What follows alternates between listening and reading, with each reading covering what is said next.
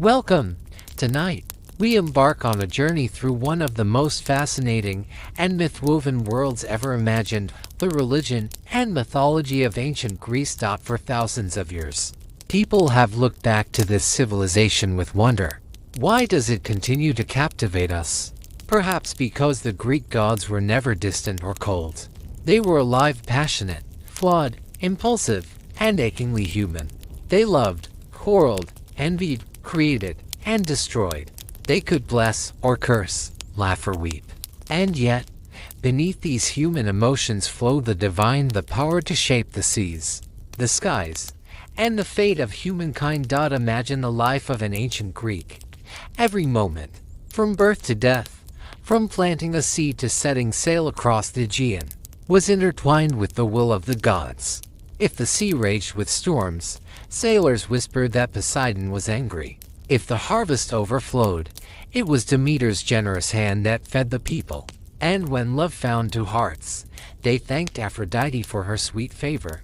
The divine was everywhere, in the wind, in the waves, in the flicker of a hearth fire, and in the courage of a hero stepping into battle. At the heart of this grand pantheon stood Zeus, the ruler of heaven and thunder, master of law and order. Yet even the mightiest of gods was not free from struggle. His queen, Hera, fierce and proud, often confronted him over his endless affairs. Athena, goddess of wisdom, counseled mortals and kings alike, but only those who sought truth with a clear heart. Apollo, radiant god of music, light, and reason, brought harmony to the world, yet punished arrogance with swift precision. And Mars, god of war, unpredictable, furious, and wild, embodied the chaos of battle itself. Each god represented not just power, but personality, the raw sense of human nature elevated to the divine. That is what makes the Greek pantheon so eternally fascinating. They were reflections of us, magnified through myth, beings who lived, loved, erred, and redeemed themselves, just as humans do, through their stories. The ancient Greeks sought not merely to explain the natural world, but to explore the mysteries of existence itself. They asked timeless questions. What drives us toward greatness? Why do we suffer? What is the price of love, or pride, or destiny? This lecture is your invitation to step into that world, to wander among gods and heroes, to witness their triumphs and tragedies, and to feel the pulse of a civilization that still shapes our imagination today. The religion of ancient Greece was not just a faith, it was a mirror of the human soul, and its legacy lives on in our art, our stories, and the way we still dream of meaning in a vast, unpredictable universe.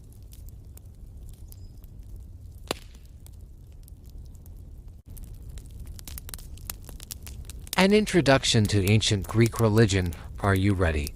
Then let us begin. The religion of ancient Greece was a world unlike any other, a place where gods did not merely watch from the heavens, but walked beside mortals, shaping every breath of their lives. Imagine a time when the divine was everywhere, woven into every sound, every storm, every rustle of the olive trees in the wind. When a thunderstorm rolled across the sky, it was not a random force of nature, but Zeus himself, the thunderer, striking his bolts in anger.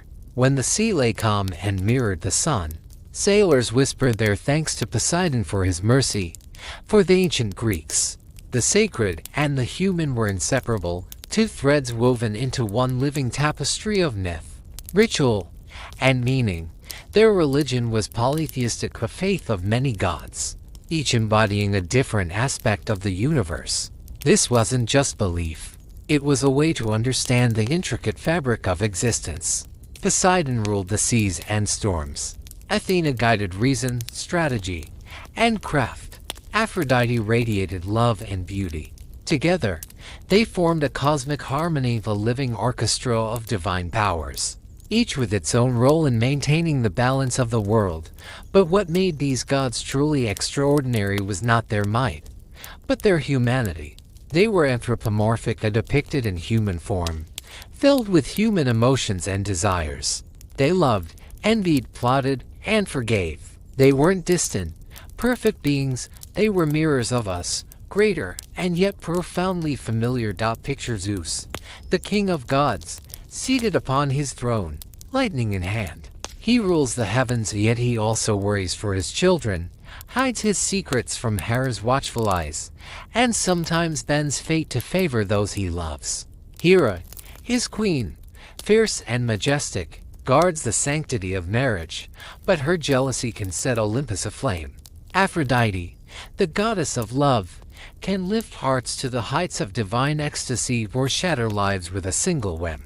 And even Hades, lord of the underworld, who commands the realm of the dead, reveals a tender, aching soul through his love for Persephone.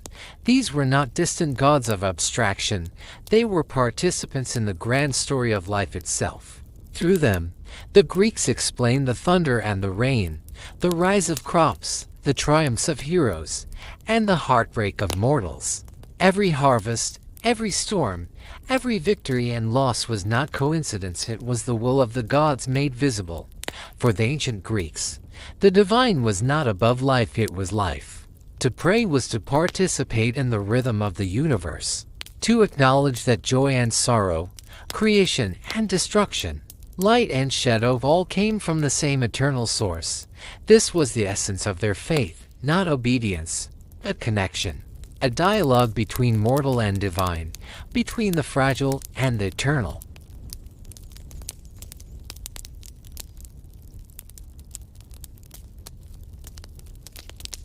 Myths and their meaning. But perhaps the most captivating part of ancient Greek religion lies in its stories of the myths that bound gods, nature, and humankind into one eternal cycle. They were not just tales told by firelight. They were the way the Greeks explained the world and their place within it. Why do the seasons change? Why does the earth sleep beneath the snow? Why does fire burn? And where did it come from? Through these questions, myths were born. They carried wisdom, emotion, and the essence of human longing. Take the story of Prometheus, who defied Zeus himself to steal fire from the heavens and gift it to humankind. For his rebellion, he was chained to a rock, his liver devoured each day by an eagle, yet his suffering became the eternal symbol of sacrifice for knowledge, progress, and human freedom. In his flame lived the spark of curiosity, the same fire that drives every discovery, every act of creation. For the Greeks, myths were not distant legends, they were reflections of life itself. They explained the motion of the stars, the rise and fall of kingdoms, the passions of the heart, and the unyielding will of nature. The gods were not worshipped blindly.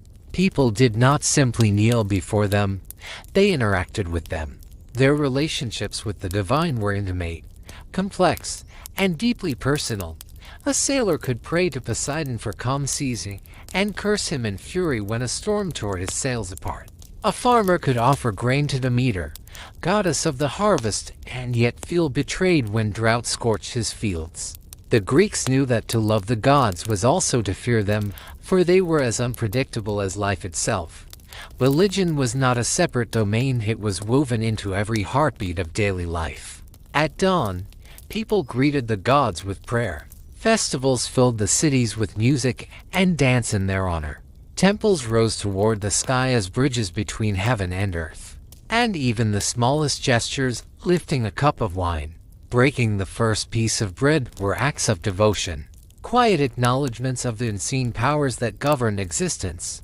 This was a world where the divine and the mortal were inseparable, where every mountain, tree, and river could hold the presence of a god, where love and vengeance, joy and sorrow, were shared between heaven and earth. And that is what made Greek religion so extraordinary. It was not merely about divine power. It was about the human soul. Its myths did not demand submission but understanding. They revealed that even the gods carried weaknesses, fears, and desires, and in doing so, they allowed mortals to see their own reflection in the faces of the divine. The Greek gods lived within the people's imagination, their language, their festivals, their very sense of self. Through them, humanity learned that wisdom often comes from suffering, that love can lead to both creation and ruin, and that every act, even one as small as offering a prayer, connects us to something infinite.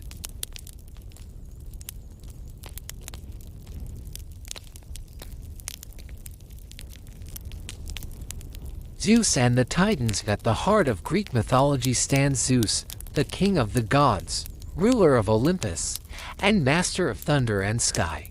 Yet his path to power was neither easy nor peaceful.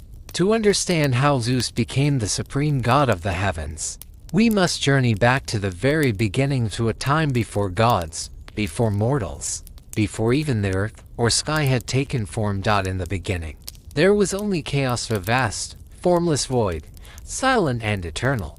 Out of this cosmic emptiness emerged Gaia, the earth, the mother of all life. From her fertile depths rose mountains, rivers, and the first breath of creation.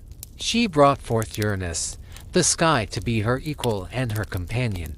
Together earth and sky embraced, and from their union were born the first powerful beings to inhabit the cosmos, the Titans. The Titans were not like the later gods of Olympus.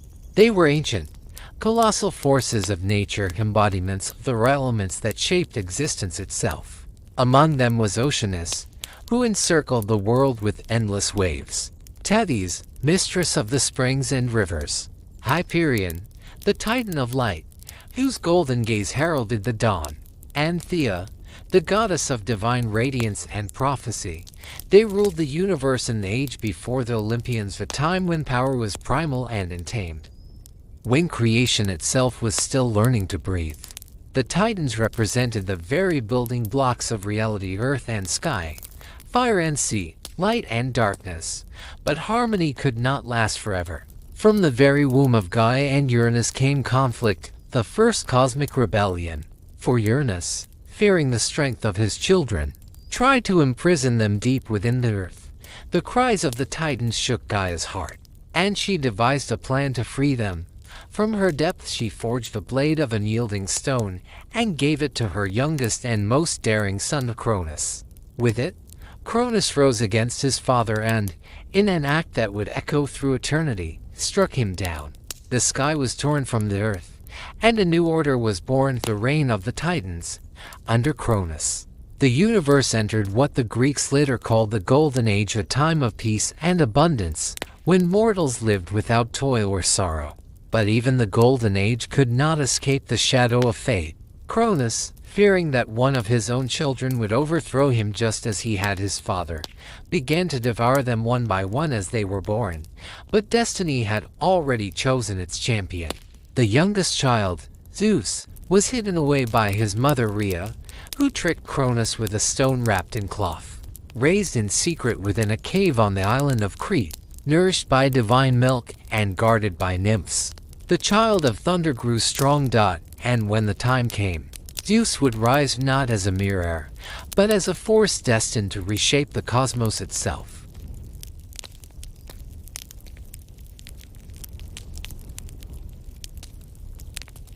Cronus and Zeus, the birth of a new order. Among all the Titans, one rose above the rest: Cronus, the youngest son of Gaia and Uranus.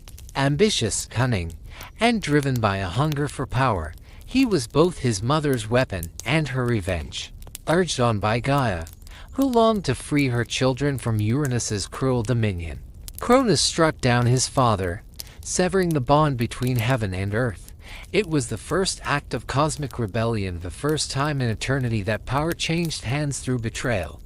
And thus, Cronus became the king of the Titans, ruler of a new world born from blood and defiance.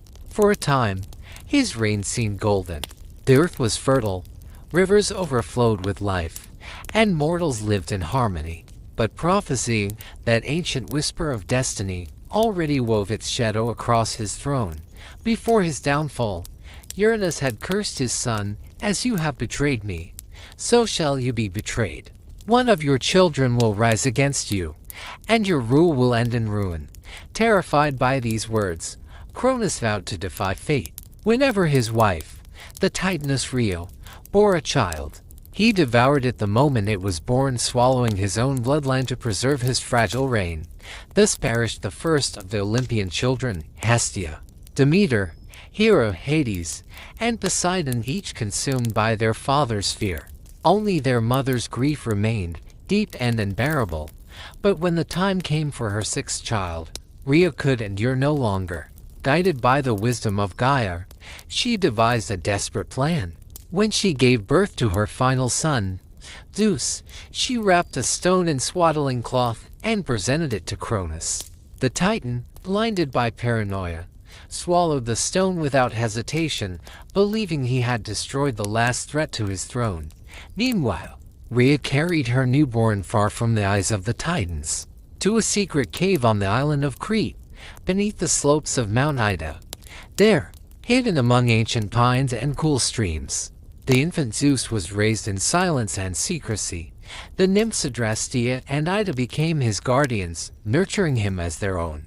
The divine goat Amalthea fed him with her milk and from her horn, legend says, came the cornucopia, the horn of plenty, forever overflowing with the gifts of abundance. To keep the infant hidden, Rhea appointed a band of warriors, the Curetes, who danced in rhythmic frenzy, clashing their shields and spears to drown out his cries. Their thunderous chorus echoed through the mountains, masking the sound of destiny itself. In that humble cave, beneath the watchful stars of Crete, the future king of gods grew in silence.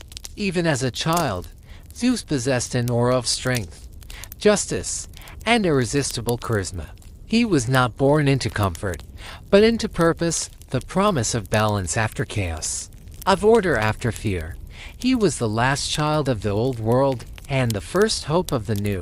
When his time would come, Zeus would rise not as a victim of fate, but as its master, carrying with him the thunder that would split the heavens and usher in the age of the Olympians.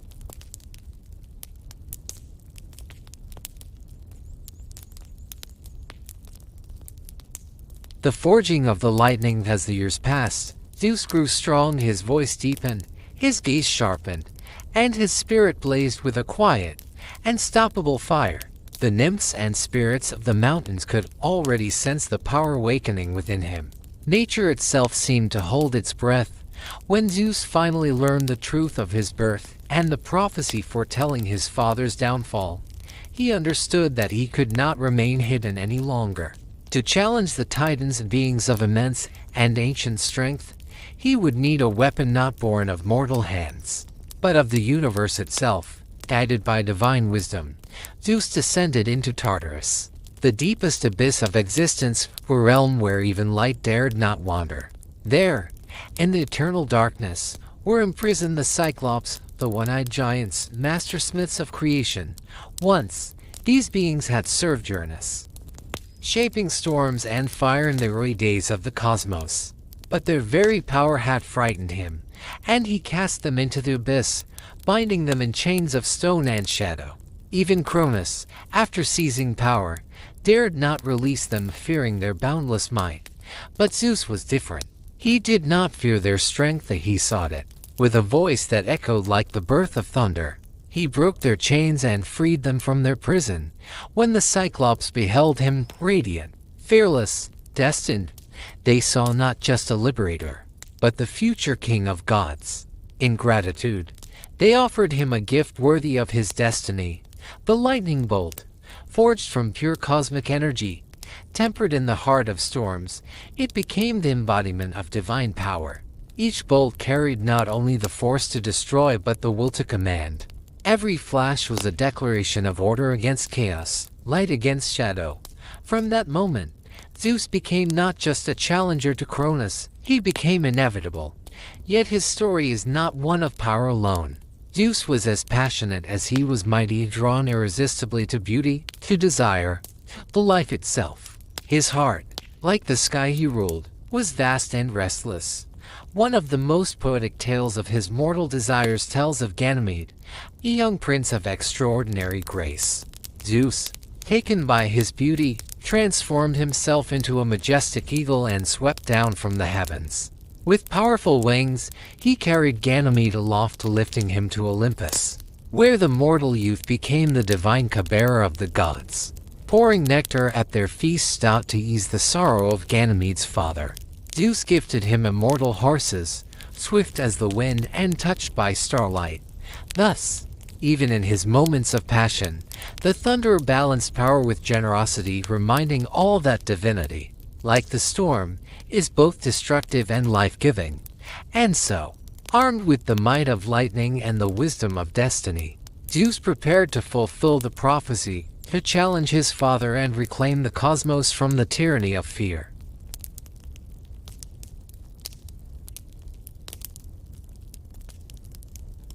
Europa and the Golden Bull. But even Zeus's generosity could not silence the whispers that followed him. His passions and disguises became the stuff of legend, immortalized in the stories that shaped the ancient world. Among them, none is more enchanting than the tale of Europa, the daughter of the Phoenician king, whose beauty shone brighter than the morning star. One day, as Europa wandered along the shore, gathering flowers beneath the warm sun, she noticed a magnificent white bull emerging from the sea. His coat shimmered like moonlight, and his horns gleamed with the color of gold. The creature's gaze was gentle, his presence divine, for he was Zeus himself, transformed to approach the mortal maiden without frightening her. Entranced by his calmness, Europa reached out to touch the bull's silky neck. The animal knelt before her, as if inviting her to ride. With innocent curiosity, she climbed onto his back, and in an instant, the bull rose, leapt into the surf, and began to glide across the waves. The wind carried them far from her homeland, across the vast blue expanse, to the island of Crete, the same sacred place where Zeus himself had once been hidden as a child. There, on that fated shore, the god revealed his true form. The thunder rolled softly in the distance as he spoke of his love, and from their union were born 3 sons, Minos, Rhadamanthus, and Sarpedon, rulers and judges who would shape the destiny of Greece and its legends for centuries to come. Europa's story became more than a myth, it became a symbol of transformation, of crossing from the mortal into the divine. And even today, her name lives on in the very continent that bears it, Europe, a land forever marked by the embrace of gods and mortals. But Zeus's heart, ever restless, was not done weaving the threads of fate. His divine desire would soon reach across yet another tale, that of Athena, the daughter of the Argive king, fearing a prophecy that foretold his death at the hands of his daughter's son. The king imprisoned Athena in a tower of bronze, sealed away from the world. Yet even walls forged in metal could not keep Zeus away. Transforming himself into a shower of golden light, he descended into her chamber, a cascade of brilliance that filled the darkness with warmth. From this union was born Perseus, the future hero destined to slay the Gorgon Medusa and free the maiden Andromeda, proving that no prophecy, no prison, and no force of man could stand against the will of the divine.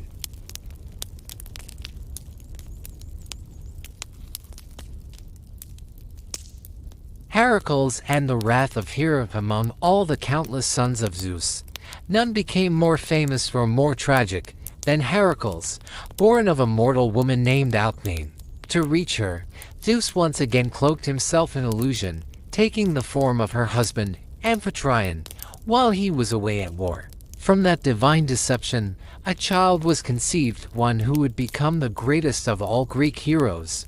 But not everyone rejoiced at his birth. The moment Hera, wife of Zeus and queen of the gods, learned of the infant's existence, her heart was consumed with fury. Her jealousy was no passing emotion. It was a force of nature, relentless, divine, and merciless. And so began the endless trials of Heracles, each one a test of endurance, strength, and spirit. After learning of Zeus, the mighty ruler of Olympus, one cannot speak of him without mentioning Hera, his eternal counterpart, and the embodiment of both love and vengeance. She was not merely the goddess of marriage, she was its guardian, its flame, and its storm. Hera represented the sanctity of union, the protector of vows, the keeper of loyalty. Her name was spoken in wedding prayers, and her temples stood as symbols of devotion and protection. Yet her own marriage was a paradox, a ceaseless struggle between affection and rage, between the desire to preserve her dignity and the pain of betrayal. Her story is one of divine contradiction, a woman who embodied sacred love, yet was endlessly wounded by it. Zeus had won her hand through trickery. Disguised as a helpless cuckoo shivering in the rain, he flew into Hera's embrace. Moved by compassion, she held the fragile bird to her chest, and in that instant, Zeus revealed his true form, radiant and overwhelming. He declared his love and asked her to be his queen. Bound by fate, Hera consented, and from that moment, their union shaped the destiny of gods and mortals alike. But harmony was never their gift. Zeus, ever drawn to mortal beauty, could not resist temptation. Each of his infidelities tore at Hera's pride and ignited her divine wrath. Yet Hera did not strike blindly. Her vengeance was precise, deliberate, and often cruel. Her jealousy became her weapon, and her rage, her legacy. Those who drew Zeus's affection, and the children born of those unions often bore the brunt of her fury. And none suffered more deeply than Heracles, the child born of Alcmene. Hera's hatred pursued him from cradle to grave. It was she who sent serpents to strangle him in his crib, only for the infant, gifted with divine strength, to crush them with his tiny hands. It was she who drove him into madness, forcing him to commit unspeakable deeds, only to spend the rest of his life seeking redemption through his legendary 12 labors. Yet through every trial, every heartbreak, and every act of vengeance, Hera and Heracles remained bound by an unspoken thread, one of divine purpose. For even her hatred forged his greatness. In the end, the Queen of Heaven and the son of Zeus shared something profound. They both embodied the eternal struggle between love and pain, divinity and humanity, order and chaos. And perhaps that is why their story still endures, a reminder that even among the gods, love can wound, pride can burn, and destiny always demands its price.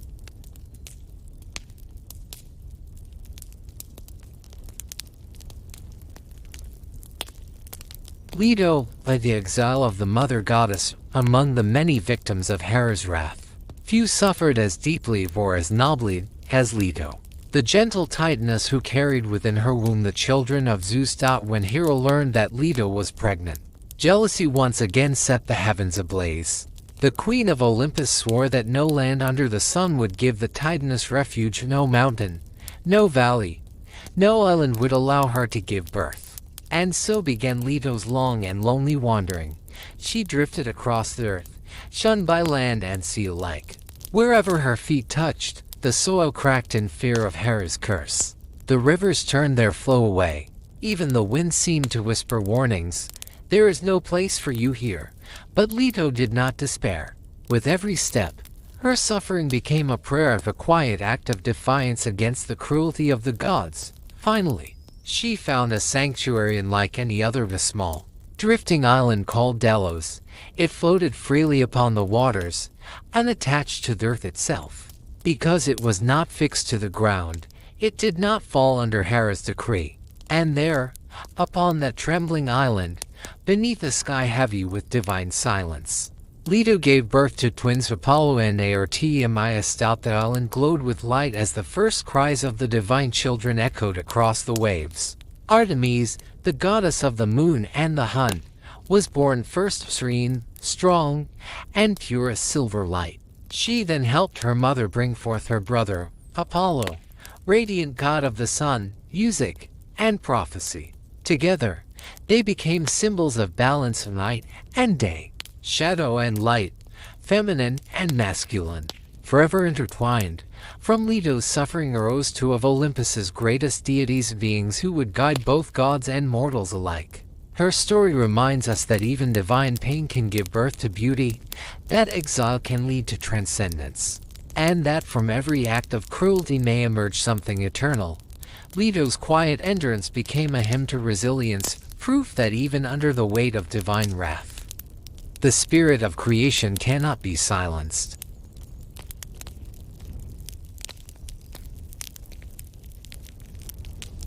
Io the cow and the curse of Hera. Among all the mortal women who captured the heart of Zeus, few endured greater suffering than Io, the daughter of the river god Inachus. Her beauty was radiant, a gentle, pure, and luminous, and Zeus, ever drawn to mortal grace, could not resist her.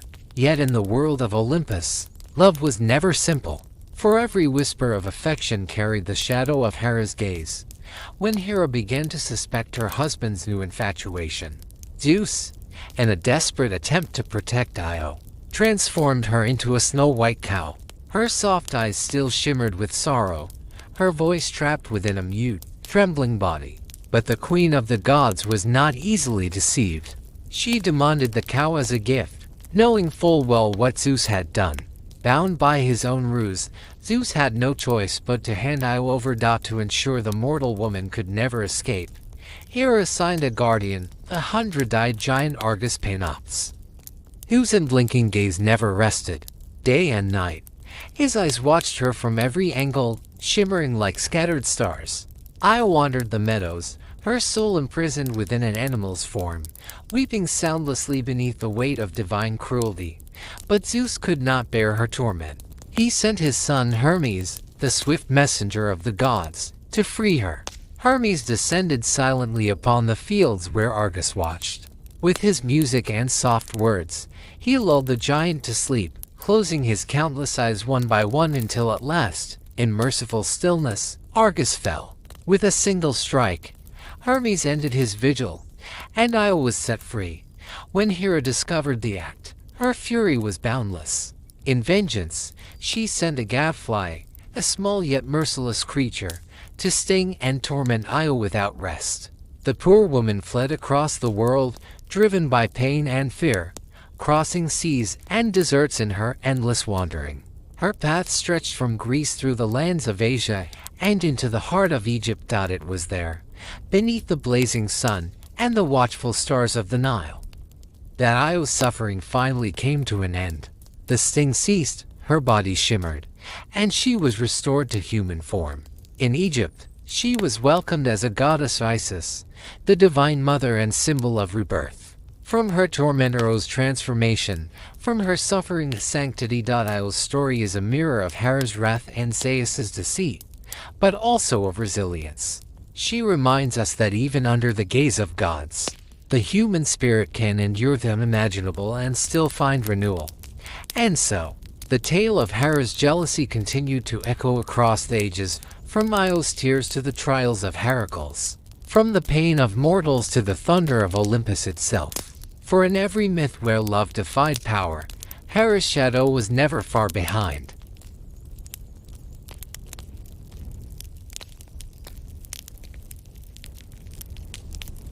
Poseidon and the birth of Medusa's curse. Far beneath the waves, where sunlight fades into blue eternity, rules Poseidon, brother of Zeus and lord of the sea. In his veins flows the untamed power of the ocean itself, calm and merciful one moment, furious and destructive the next. He could grant safe passage to sailors who prayed to him with reverence, or summon storms capable of shattering entire fleets. His trident, a weapon forged from the depths, symbolized absolute dominion over water, earthquakes, and the wild horses that, according to myth, first sprang from its strike. Poseidon's palace lay on the ocean floor, carved from coral and shimmering with pearls and gold. But as every sailor knew, the sea hides tempests beneath its stillness, and Poseidon's moods were as shifting as the tides. When pleased, his laughter echoed across the waves. When angered, his trident could turn calm waters into roaring chaos. Mortals both revered and feared him, offering sacrifices to appease his temper and earn his favor. For his mercy could bring abundance, yet his rage could reduce proud cities to ruins. One of Poseidon's most famous rivalries was with Athena, the goddess of wisdom. The two once competed for the patronage of a new city. To prove his worth, Poseidon struck the ground with his trident, and from the rock sprang a fountain, but the water was salt and drinkable, and of little use to the people. He then gifted them the horse, symbol of strength and conquest. Yet the citizens sought a gentler blessing. Athena planted an olive tree, which offered nourishment, shade, and the promise of peace. The people chose her gift, and from that choice, the city of Athens was born. Furious, Poseidon unleashed floods and storms, but Athena's wisdom held firm. From that moment, The gods' eternal struggle between power and reason was written into the mythic fabric of Greece, but Poseidon's passion often turned darker. His desires were as uncontrollable as the sea itself, and one of his most haunting stories is that of Medusa. Medusa was once a beautiful priestess in Athena's temple. Known for her grace and radiant hair, Poseidon, overcome by desire, pursued her. Some say he seduced her, others that he took her by force within the sacred walls of Athena's shrine. Outraged by the desecration of her temple, Athena turned her anger not upon Poseidon, but upon Medusa. The mortal woman was transformed into a creature of terror. Her flowing hair became writhing serpents, her eyes cursed to turn all who looked upon her into stone. Thus beauty became horror, and innocence became myth. Medusa was condemned to solitude, banished from the world she once graced. This myth reveals the storm that lived within Poseidon himself, the clash between desire and destruction, passion and consequence. His will could shape mountains and part seas, yet he was powerless before his own impulses. Through Medusa's tragedy, the ancient Greeks saw more than divine punishment. They saw the reflection of chaos itself, the moment when divine emotion overstepped the boundary of order, leaving behind both fear and legend.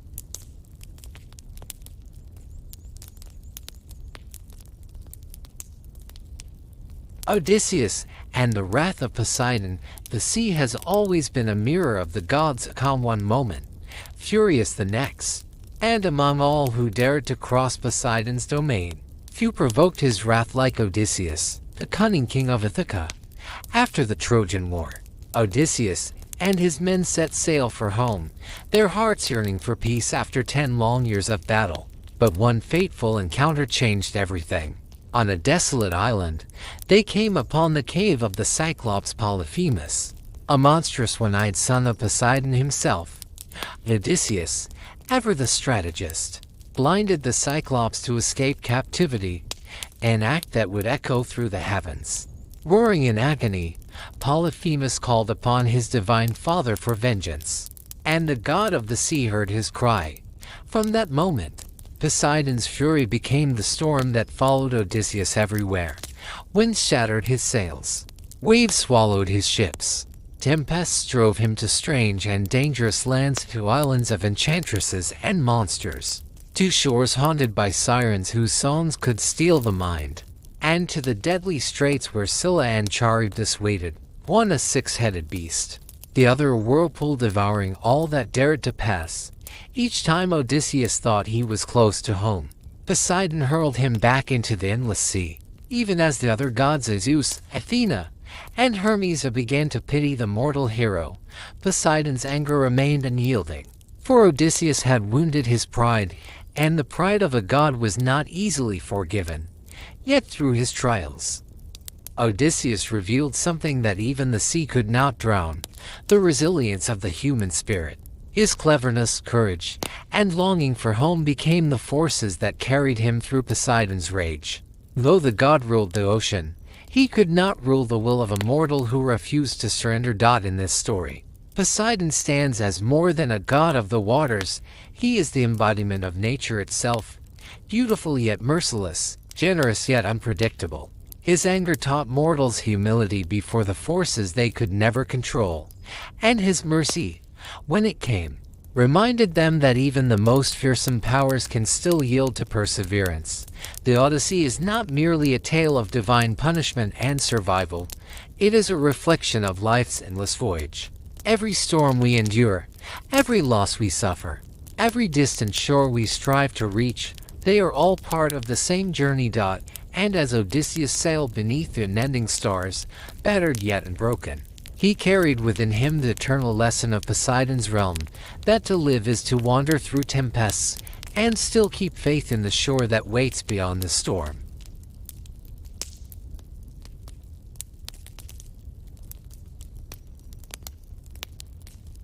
Athena, the mind that commands the sword. It is time to ascend the heights of Olympus, to the realm of crystal air and golden light, where we meet Athena, goddess of wisdom and war, the embodiment of intellect, order, and grace. Athena was not merely a goddess, she was an ideal. A living union of thought and strength, beauty and precision. Clad in gleaming bronze armor, with a polished helmet that caught the light of dawn, she carried a spear in one hand and a shield adorned with the head of Medusa in the other. Yet her face, calm and radiant, was not that of a warrior, but of a thinker. Her gaze seemed to pierce through illusion itself, seeing the world not through rage, but through reason. Her birth itself was a miracle, one of the most astonishing moments in Greek mythology.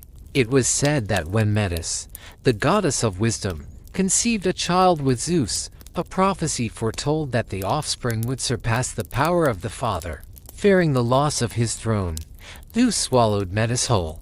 But wisdom cannot be silenced. Within him, Medusa continued to weave thought into form, crafting a daughter of mind, intellect, and clarity. One day, Zeus was struck by unbearable pain, as if Olympus itself were splitting apart. Hephaestus, the divine smith, struck his head with a hammer, and from the crack in his skull burst Athena, fully grown and clad in armor, radiant as the first light of dawn. She emerged not from flesh, but from thought, a living symbol that wisdom is born from the mind, not the body. Athena was not a goddess of blind war. She was the strategist, the guardian of those who fought with purpose, who sought victory through understanding, not destruction. She guided heroes, kings, and mortals who dared to think, and in their trials, she revealed the strength of intellect over impulse. Her presence was most deeply felt in the life of Odysseus, whom she called the wisest of mortals. As Poseidon's tempests raged against him, Athena's calm voice became his compass. She guided him through storms and sorcery, lending him cunning where brute strength could not save him. It was her wisdom that lit the way home. When Perseus set out to slay the Gorgon Medusa, Athena gave him her mirrored shield and whispered, "Do not look at her directly, look only at her reflection." It was advice born of intellect, and it saved his life. With that counsel, Perseus triumphed, and in gratitude, he placed Medusa's head upon Athena's shield. Thus Zeus was born, a symbol not only of divine power but of wisdom's protection. Athena was also a creator, not just a warrior. Her gift of the olive tree to the people of Athens became a symbol of peace, nourishment, and enduring strength. From that moment, the city bore her name, Athens, the city of reason and enlightenment. The olive tree reminded all that true wisdom builds, it does not destroy. Her constant companion was the owl, a creature that sees through the dark, the eternal emblem of insight and clarity. On ancient coins, Athena's owl became a sign of wealth, foresight, and divine guardianship. Athena stood for the perfect balance between mind and might. Her presence inspired reverence, not fear. Her voice was calm, her justice unwavering. In her stories, there is no cruelty, only purpose, no vengeance, only lessons. She is the eternal reminder that true power lies not in force, but in understanding, and that the mind, when guided by wisdom, can conquer far more than any sword. And so, after meeting Athena, the radiant spirit of creation and clarity, we descend from Olympus with her light still echoing in thought, ready to step into the deeper mysteries of the Greek divine world.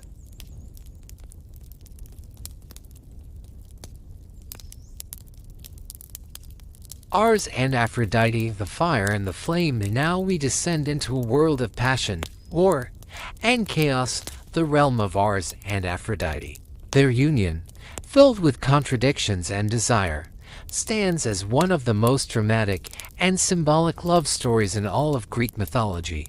It is the eternal dance between destruction and creation, between violence and beauty, between the sword and the touch.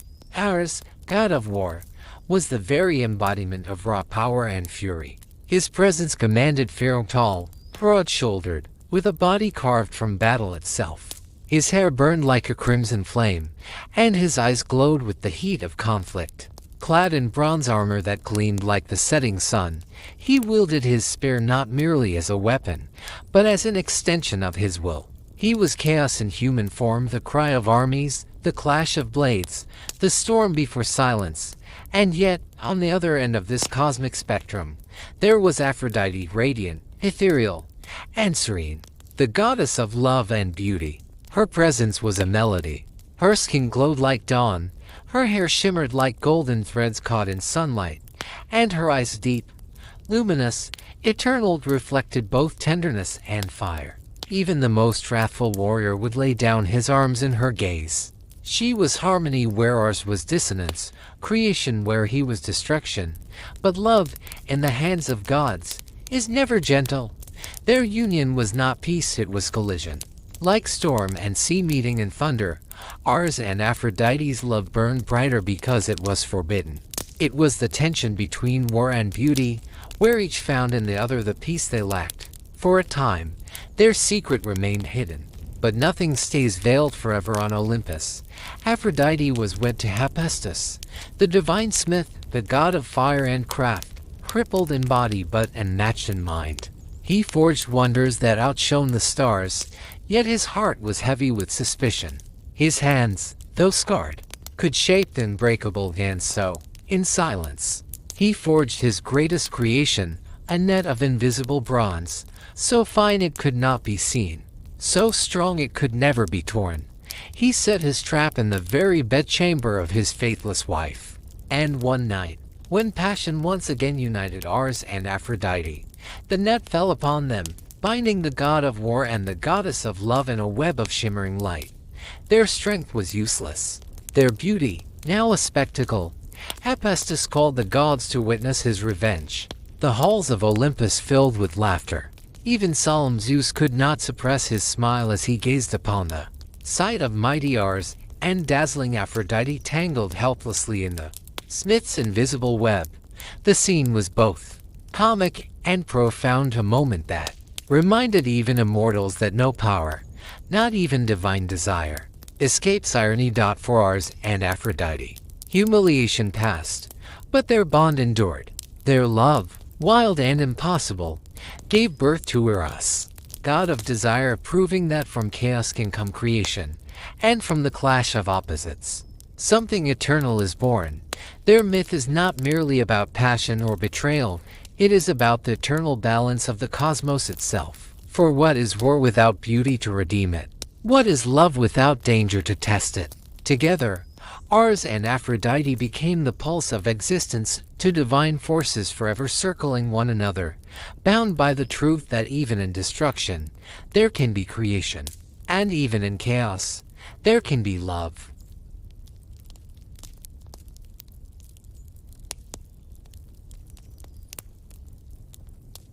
Phobos and Deimos are the shadows of war. Among the most haunting aspects of the myths surrounding Ares, god of war, are his children Phobos and Deimos. Their very names mean fear and terror. Emotions that stalk every battlefield, whispering into the hearts of mortals when steel meets flesh, and the air trembles with the echo of war. Phobos, the embodiment of dread, was tall and spectral, his skin pale like mist before dawn. His hollow eyes glowed with the dim red of burning coals, and his face was frozen in an eternal mask of horror. Wherever he walked, courage faltered. He was not the strike of the sword, he was the trembling hand that could no longer hold it. Phobos entered the mind of warriors, making them question, hesitate, flee. He was the unseen force that made even heroes turn their eyes from death. Deimos, on the other hand, was chaos itself, the god of panic and madness. His movements were sharp, violent, unpredictable, and his grin a cruel, mocking curve that promised destruction. He followed his father like a shadow at high noon, moving through ranks of men, sowing confusion and frenzy. When Deimos descended upon an army, order shattered, soldiers screamed, leaders faltered, and the line between courage and insanity disappeared. Together, Phobos and Deimos rode beside their father Ares into every battle, their presence darkening the sky and chilling the blood of mortals. They were not just his companions, they were his essence made manifest, the emotional storm behind every war, the invisible agony that walks hand in hand with glory through them. The ancient Greeks understood a terrible truth, that war is not only a clash of weapons, but a battle of the mind and spirit. The true defeat begins not when the body falls, but when fear takes hold of the soul. And yet, as horrifying as they were, Phobos and Deimos served a purpose. They reminded mortals that courage is not the absence of fear, but the act of standing firm despite it. They were the eternal test of will, the shadow that gives meaning to light. Beside ours stood Aphrodite, radiant and calm, at the antithesis of his chaos. Where ours burned, she soothed. Where he destroyed, she created. Yet, together, they formed a strange and perfect balance. He was the storm, she, the rainbow that followed. He was the roar of thunder, and she, the silence after. Their union, passionate and conflicted, revealed a cosmic truth that echoes through every age. Love and war are not opposites, but reflections of one another. One wounds, the other heals. One consumes, the other redeems. And both are born from the same divine spark that drives all creation, the need to feel, to act, to live. The story of Mars and Aphrodite, and of their children, Phobos and Deimos, is not merely about gods, but about us. It reminds us that within every heart, there is both beauty and destruction, tenderness and fury, peace and unrest, and perhaps that is what it means to be truly alive. To carry within us both the storm and the stillness that follows.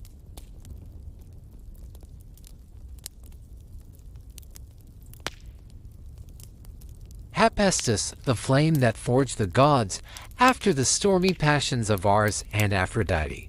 We descend into the glowing heart of a forge, into the world of Hephaestus, god of fire, craftsmanship, and creation. His story is not one of beauty or power, but of endurance, intelligence, and the quiet victory of the spirit over pain.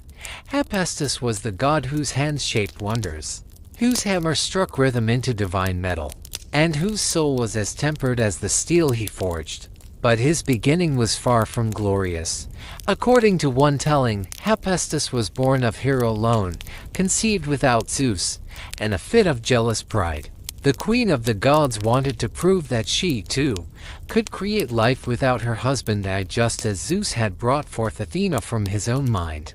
But when Hephaestus was born, his leg was twisted, and he limped as he tried to walk. Disgusted and ashamed, Hera cast him down from Olympus. He fell for 9 days and 9 nights through the clouds and landed in the depths of the sea. There, the gentle nymphs Thetis and Eurynome found the wounded child and raised him with tenderness. Beneath the waves, in solitude and silence, Hephaestus began to shape his destiny. Rather than curse the gods or the pain of his fall, he turned to creation. He built his first forge inside a volcanic cavern, where molten rock glowed like liquid gold, and every spark seemed to whisper his name. With hammer and anvil, he found his purpose. Each strike of his tools became an act of defiance, a reminder that imperfection could still create perfection. Years passed, and his skill became legendary. The gods spoke of marvelous armor and living statues said to move of their own accord. But Hephaestus had not forgotten his exile nor his mother. He decided to return to Olympus, not with vengeance, but with genius. He crafted a throne of pure gold, delicate and magnificent, adorned with invisible mechanisms of his own invention. He sent it to Hera as a gift. Admiring its beauty, she sat upon it, and instantly, the throne's unseen chains wrapped around her, holding her fast. None of the gods could free her. Desperate, they pleaded with Hephaestus to return, and he did, but not humbly. Standing before the assembled immortals, his forge-worn hands steady, he set his condition: he would release Hera only if he were granted a rightful place among the Olympians. Zeus, recognizing both his son's brilliance and his courage, agreed. And so, Hephaestus ascended once more to Olympus, not as a crippled outcast, but as the divine artisan, the master of celestial fire. From that day, his forge became the beating heart of the gods' power. Hephaestus created armor for heroes, crowns for kings, and weapons that could shake the heavens. But his masterpieces were more than tools, they were symbols of transformation, of beauty born through struggle. One of his most famous creations was the armor of Achilles. When Thetis, the hero's mother, came to him in grief, begging for new armor for her son, Hephaestus worked through the night. Upon the hero's shield, he engraved the universe itself with earth and the sea, the sun and the moon, the stars above, and the lives of mortal men below. That shield was not merely protection, it was a portrait of existence, capturing the eternal balance of war and peace, of chaos and order. When Achilles donned it, he shone like a god, radiant and terrible. Hephaestus, more than any other god, understood the nature of creation, that from fire comes form, from imperfection, a beauty, and from rejection, purpose. His story reminds us that even the fallen can rise, that brokenness can give birth to brilliance, and that sometimes the purest light is forged in the darkest flame.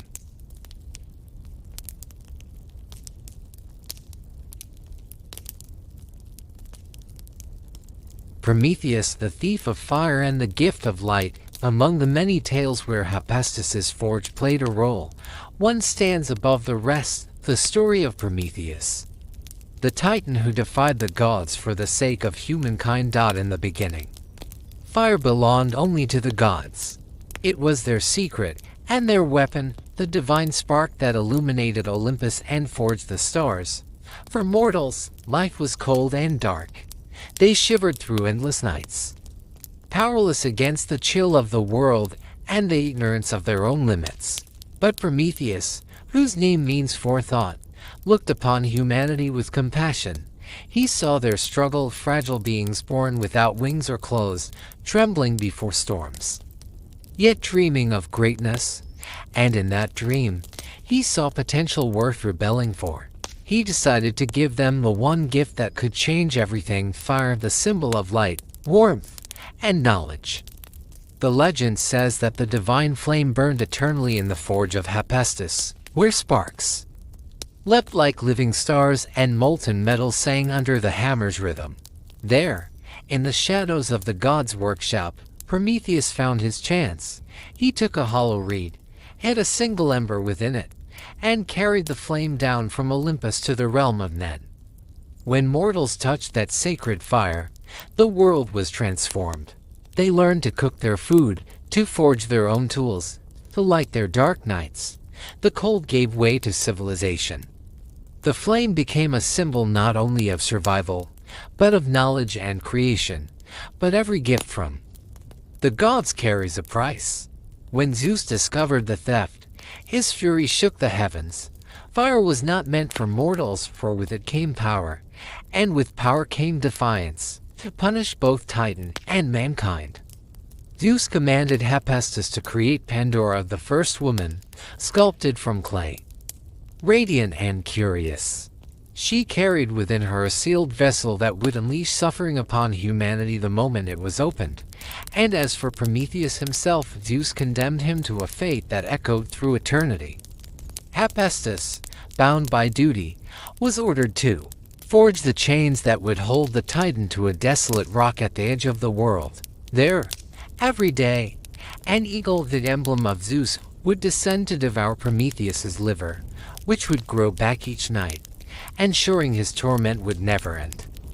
It was a punishment crafted by the very god who knew what it meant to fall, to suffer, to be cast aside. Hephaestus, once thrown from Olympus, now forced to forge the instruments of another's agony.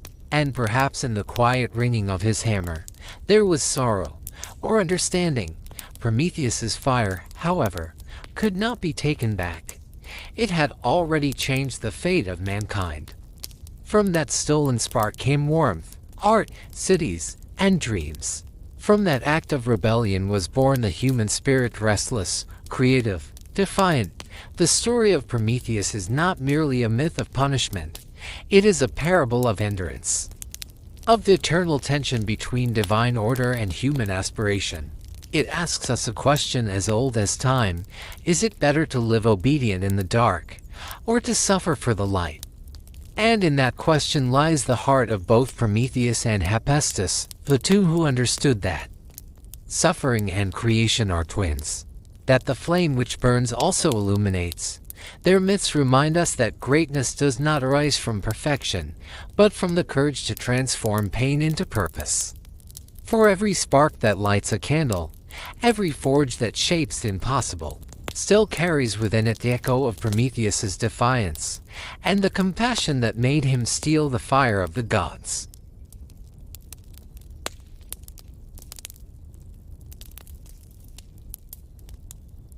Apollo and Artemis of the light and the hunt, among all the divine pairs of Olympus, none embody harmony and contrast more beautifully than the twin gods Apollo and Artemis, children of Zeus and the Titaness Leto. They are reflections of one another, bound by both kinship and cosmic symbolism, light and shadow, intellect and instinct, civilization and nature. Together, they represent balance, an eternal rhythm between day and night, clarity and mystery. Apollo, radiant god of the sun, music, prophecy, and truth, is the golden embodiment of order and beauty. Imagine him tall, graceful, his hair shimmering like the first rays of dawn, his eyes glowing with calm intelligence. Draped in a golden tunic, he carries either a lyre, symbol of art and harmony, or a bow, symbol of precision and divine justice. Everything about him breathes refinement and light, but Apollo's light is not always gentle. The same rays that nurture life can also scorch, and the same truth that enlightens can wound. He is the god of clarity, and clarity, as mortals have learned, is often merciless. One of Apollo's most sacred aspects was his role as the god of prophecy. His temple at Delphi, perched high upon the slopes of Mount Parnassus, was considered the spiritual heart of Greece. Pilgrims from every corner of the known world came to seek answers from the oracle, the voice of Apollo himself, speaking through the mysterious priestess Pythia. According to legend, when Apollo first arrived in Delphi, the site was guarded by the monstrous serpent Python, a creature born of the earth, symbolizing chaos and the untamed forces of nature.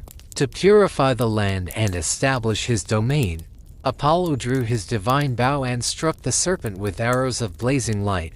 When Python fell, the wild spring was transformed into a sacred place of vision and prophecy. From that moment on, the air around Delphi seemed to shimmer with divine energy.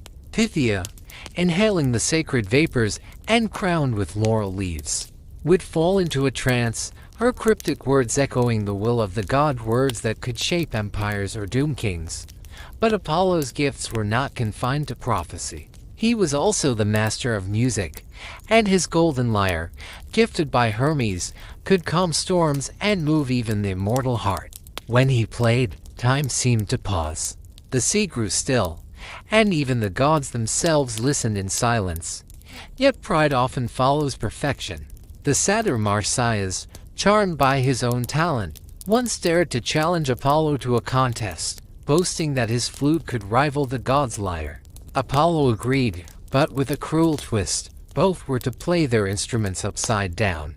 Marsyas, bound to his mortal form, failed, while Apollo, flawless in divinity, triumphed. But victory turned to vengeance, for Apollo, angered by the satyr's arrogance, flayed him alive. A chilling reminder that divine beauty often hides divine cruelty. Still, Apollo was not only the god of punishment, but also of healing. He ruled over medicine, poetry, order, and reason, the disciplines that shaped the civilized world. His presence brought light not only to the earth but to the mind, awakening inspiration, thought, and art. By contrast, his twin sister Artemis embodied the wild grace of the moonlit forest, the instinct of the hunt, and the fierce independence of untamed nature. Where Apollo illuminated, she concealed. Where he sought harmony, she sought freedom. They were two halves of a perfect whole, the balance between instinct and intellect, wilderness and wisdom, silence and song. Together, Apollo and Artemis remind us that light and shadow are not enemies, but companions. The day cannot exist without night. Clarity cannot exist without mystery, and somewhere between their two realms, between the glowing arrow of Apollo and the silver bow of Artemis, lies the truth of existence itself, that every light casts a shadow, and every shadow is born of light.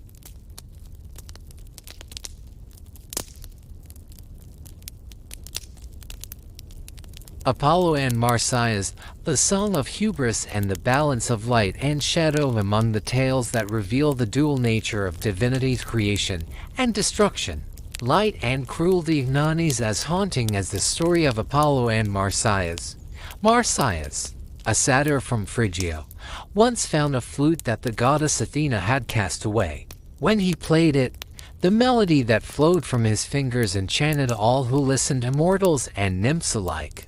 In his pride, Marsyas began to boast that his music could rival even that of Apollo, the god of light and harmony. Apollo accepted the challenge. The two stood before the assembled gods and mortals, the god of the golden lyre and the wild satyr of the flute.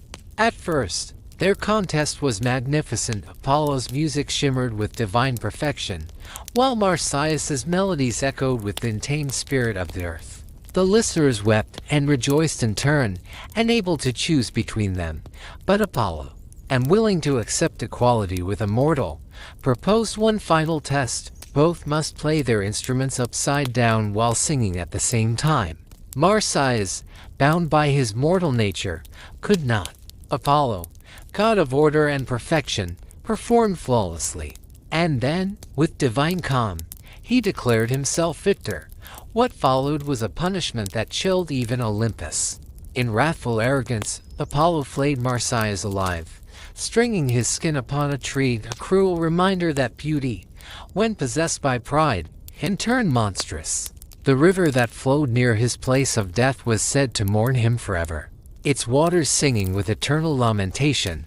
Through this myth, Apollo's light reveals its shadow, that truth and perfection, when wielded without mercy, become destruction. Yet, alongside Apollo's harsh brilliance stands his sister Artemis, the moonlit huntress, the goddess of wilderness and freedom. Her hair flows like strands of silver light, her eyes glimmer with the cold brilliance of distant stars. She wears a short tunic, light and simple, perfect for the hunt. Upon her back rests a silver bow and a quiver of arrows that never miss their mark. Around her walk the wild creatures of the forest, wolves, deer, and lions, not as captives, but as companions. Where Apollo brings civilization and clarity, Artemis embodies the primal and touched beauty of the world. She is the stillness between breaths, the silence before dawn, the instinct that guides both beast and human. One of the most powerful myths about her tells of Niobe, the proud queen who dared to insult Artemis's mother, Leto, boasting that she was greater than Leto because she had more children. Niobe's arrogance brought divine retribution. Apollo and Artemis descended from Olympus together, and with swift arrows, they struck down Niobe's sons and daughters, leaving only one child alive. As a reminder of their power, stricken with grief, Niobe fled into the mountains and wept until she turned into stone, a rock from which tears still flow, symbolizing eternal sorrow. Artemis's vow of chastity became her strength and her symbol. She renounced the bonds of love and marriage, choosing instead the boundless freedom of the forest and the companionship of moonlight. Her independence and grace made her a symbol of self-mastery and strength, a divine protector for women who sought freedom, courage, and purpose. The stories of Apollo and Artemis are not merely myths of gods. They are a reflection of the world itself. Apollo teaches us about clarity, music, intellect, and the power of reason. Artemis reminds us of the sanctity of instinct, the necessity of balance, and the beauty of the unwind. Light cannot exist without shadow. Music cannot exist without silence. Civilization cannot survive without nature. Together, Apollo and Artemis form the eternal symmetry of existence, day and night, reason and instinct, creation and destruction. Their twin harmony whispers the most ancient truth, that the universe thrives not in perfection, but in balance.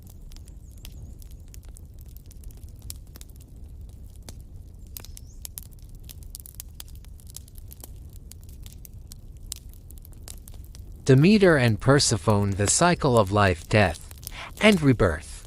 After the radiant stories of Apollo and Artemis, the gods of light and balance, let us now descend into one of the most tender and profound myths of ancient Greece. The story of Demeter and Persephone.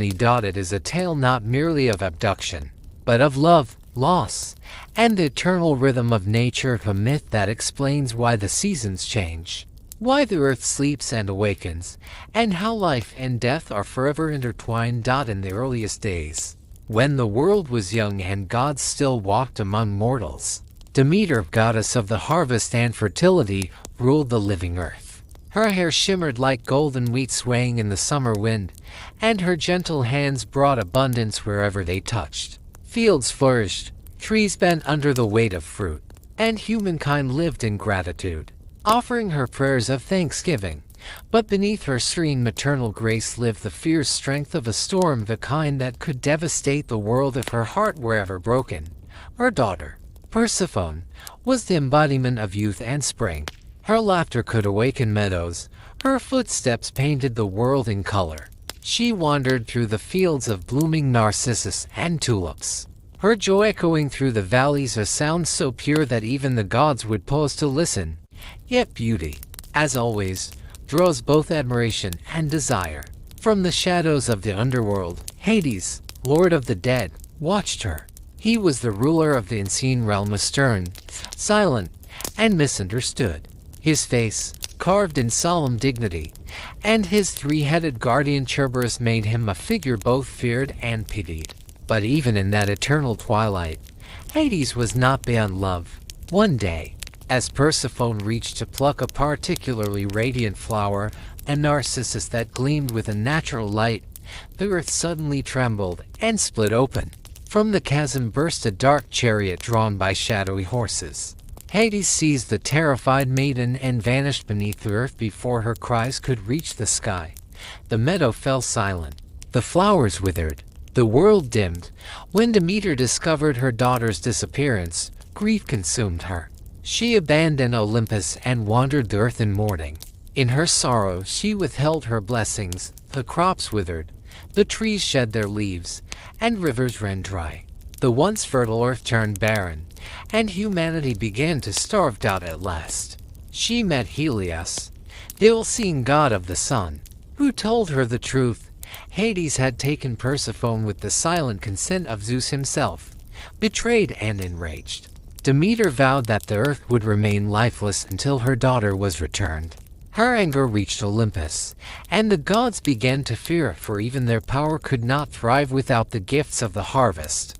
To restore balance, Zeus sent Hermes to the underworld to negotiate Persephone's release. Hades, realizing he could not hold her by force, devised a subtle trap. Before letting Persephone go, he offered her a pomegranate, the fruit of eternity, and binding oaths. Innocently, she ate several seeds, unaware that in doing so she tied herself forever to his realm. When Hermes led her back to the surface, the reunion between mother and daughter was radiant. Demeter's tears of grief turned to joy, and wherever her feet touched, flowers bloomed once more. The fields awoke, and spring returned to the world, but the pomegranate had sealed Persephone's fate. Zeus decreed that she would spend part of each year with her mother above the earth, and the rest with Hades in the underworld. And so, each time Persephone ascends, the earth is reborn, blossoms open, warmth returns, and life flourishes. But when she descends again to the shadowed halls of Hades, Demeter mourns, and the world falls into winter's sleep. The myth of Demeter and Persephone is not merely about abduction or grief, it is a poem about existence itself. Demeter is the earth, mourning yet ever reborn. Persephone is the seed, dying each autumn only to rise again in spring. And Hades is the necessary darkness, the quiet reminder that life cannot exist without death, nor rebirth without descent. This myth teaches us that every ending carries the seed of beginning, that even loss has rhythm and beauty. It is the story of the world's pulse, the breath of creation that expands and contracts with the seasons, whispering to us the oldest truth of all, that after every winter, spring always returns.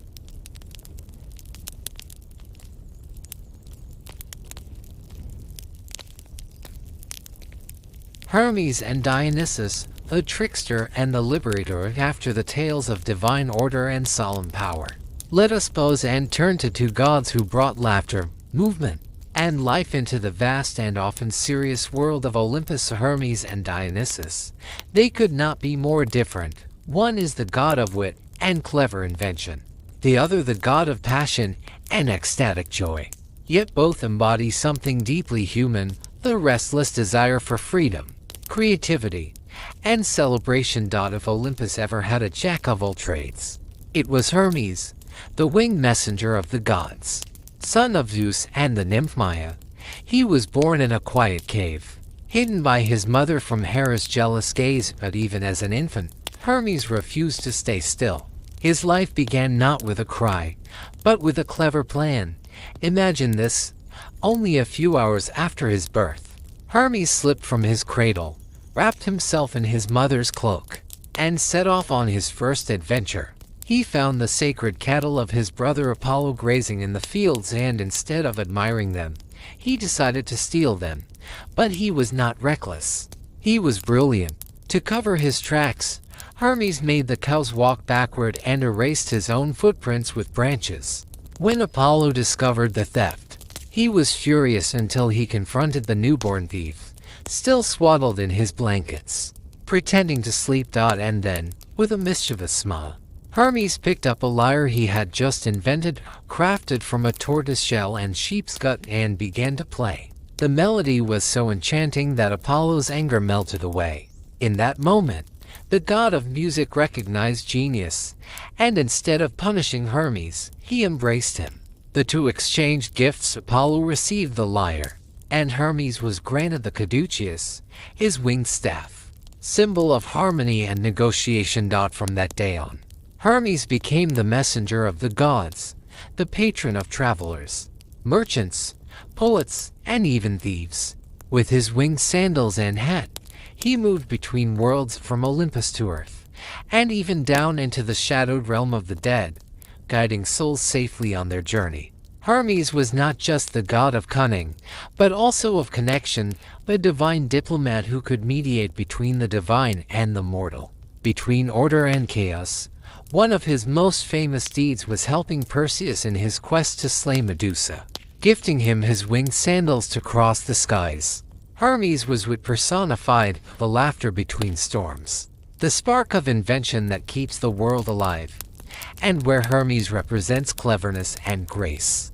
Dionysus, the god of wine, ecstasy, and divine madness, represents the other side of the human soul, the wild, unrestrained force of emotion and creation. His birth was already a miracle. He was the son of Zeus and the mortal woman Semele, but Hera's jealousy knew no bounds. Disguised as an old woman, she tricked Semele into asking Zeus to reveal his true, godly form. When he did, his divine lightning consumed her. Yet before she perished, Zeus rescued the unborn child and sewed him into his own thigh, carrying him until Dionysus was ready to be born, the only god ever twice born. From his first breath, Dionysus carried both human vulnerability and divine power. He wandered the earth, teaching humanity the art of cultivating grapes and crafting wine, not just as a drink, but as a sacred ritual, a way to bridge the gap between the mortal and the divine. Wine, in his eyes, was not mere pleasure. It was revelation, a drink that could dissolve fear, free emotion, and remind mortals of their forgotten connection to joy. He was followed by a wild and wondrous procession, satyrs with goat legs and laughter in their eyes, maenads, frenzied women dancing in ecstatic trance, and beasts of the forest tamed by his presence. Where Dionysus went, life overflowed. His festivals, the Dionysia or Bacchanalia, were whirlwinds of music, dance, and theater. It was in his honor that the Greeks performed tragedies and comedies, stories of human passion, suffering, and beauty, but not all welcomed his wild freedom. King Pentheus of Thebes, disturbed by the god's influence, sought to suppress his cult, calling his rituals immoral.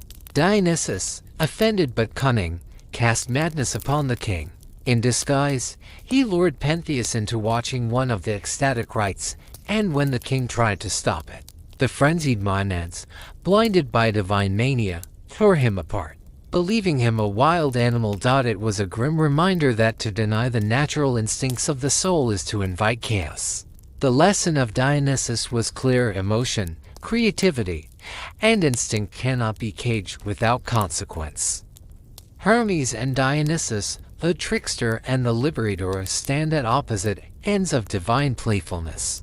One brings wit and understanding, the other passion and transcendence. Together, they represent the twin powers that make us human: the mind that invents and the heart that feels. Through their myths, we are reminded that the sacred is not always solemn. Sometimes, divinity wears a smile, dances barefoot, and drinks from the cup of laughter.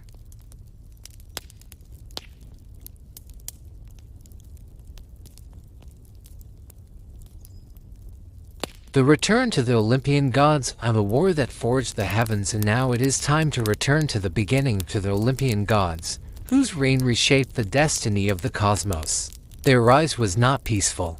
It was born from rebellion, from a divine storm that split the ages of creation, a battle between generations where the new gods rose against the old. And through their struggle, the universe itself was remade. When Zeus came of age and learned of his true lineage, he vowed to free his brothers and sisters, and was swallowed by their father, Cronus, and imprisoned within his vast, immortal body. With the help of his mother, Rhea, Zeus tricked Cronus into drinking a potion that forced him to regurgitate his children one by one. And so, from the depths of their father's darkness, the gods emerged: Hestia, Demeter, Hera, Hades, and Poseidon, reborn, radiant, and united under Zeus's banner. Thus began the Titanomachy, the great war of the gods, a cataclysmic clash between the ancient Titans and the rising Olympians. It lasted 10 long years, echoing through every corner of creation.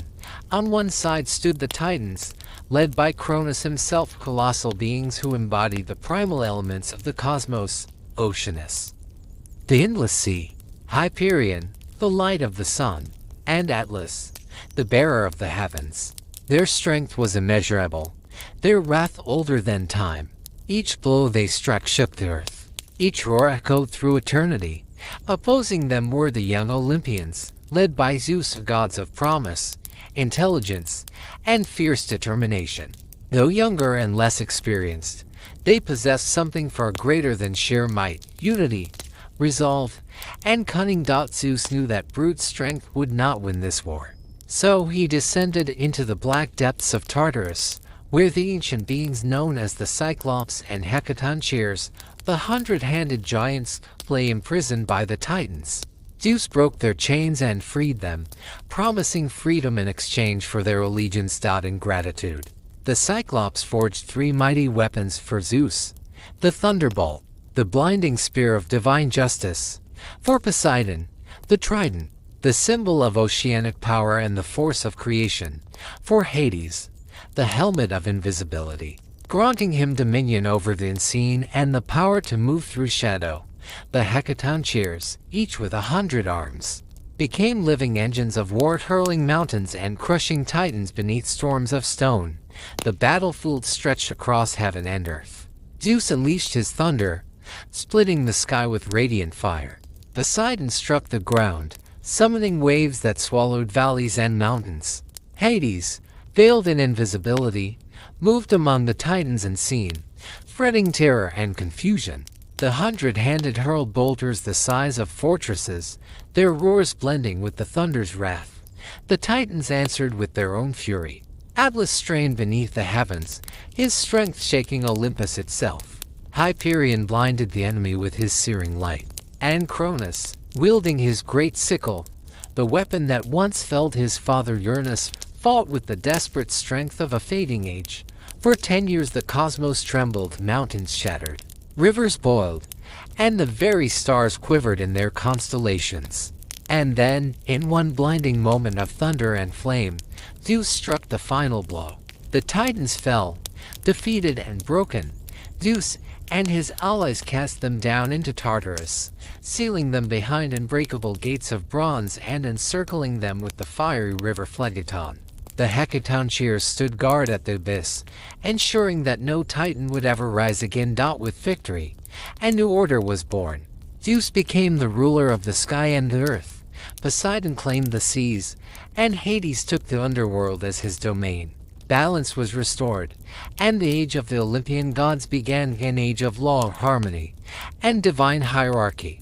Yet the Titanomachy was not just a war. It was a cosmic transformation, the turning of an age. It was the moment when chaos gave way to order, when the old gods of raw nature yielded to a new pantheon that embodied reason, justice, and destiny. This myth, like all great stories, reminds us that every transformation demands struggle, that creation often requires destruction, and renewal is born through fire. The victory of the Olympians was not merely the rise of new gods, it was the birth of cosmic balance, a harmony between might and wisdom, chaos and order. And from that thunderous battle, a new truth was forged, that even in the heart of conflict, the seeds of harmony can be born, and from every storm, the world begins anew.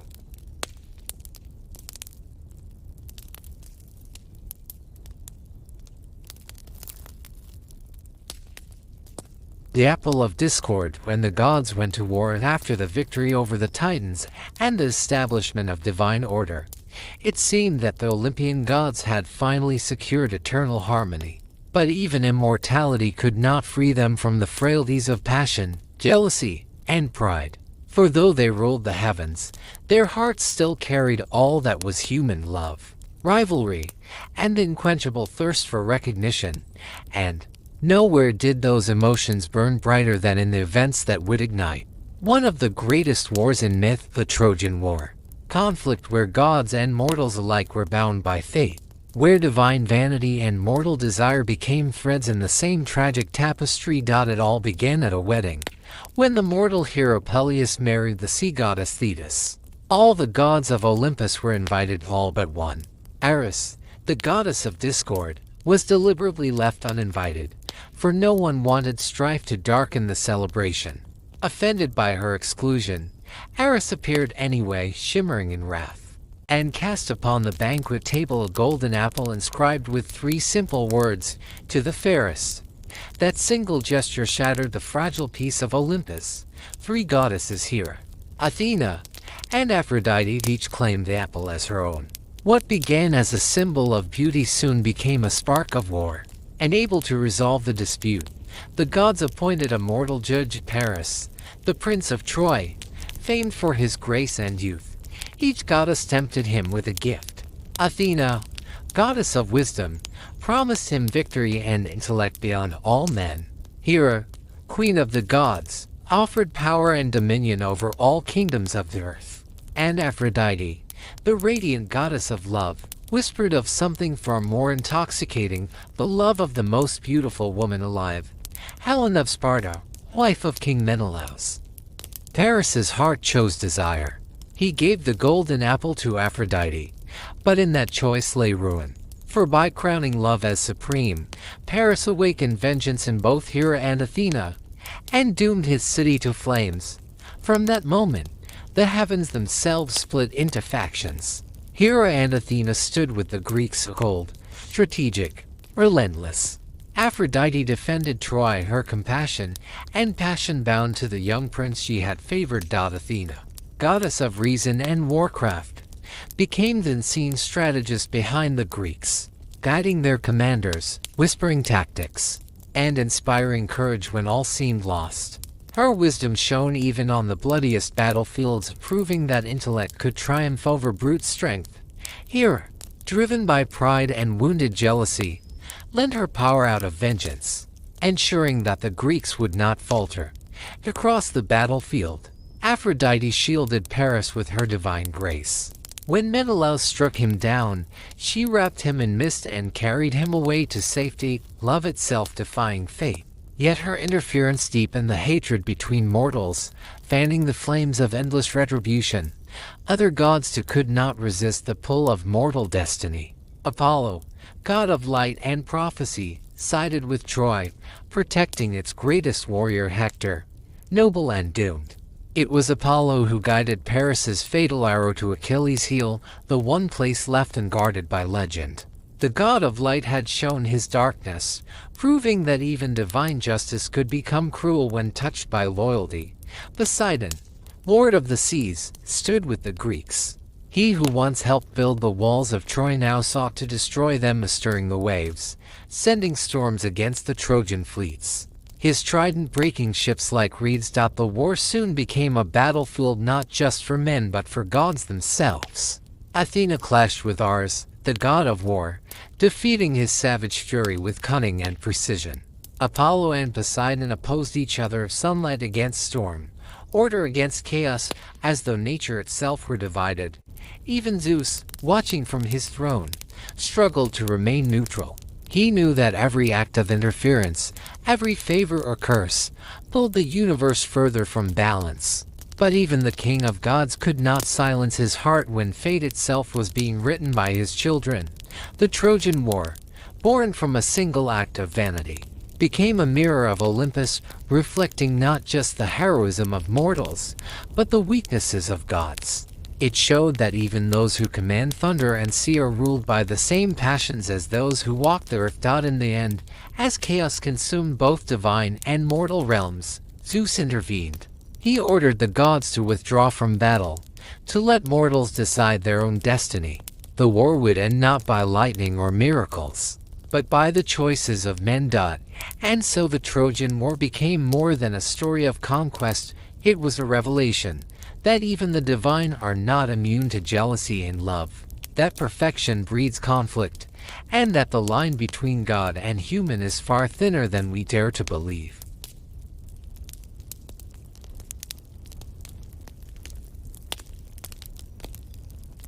Festivals and rituals, how the ancient Greeks honored their gods after storms of war and divine rivalries.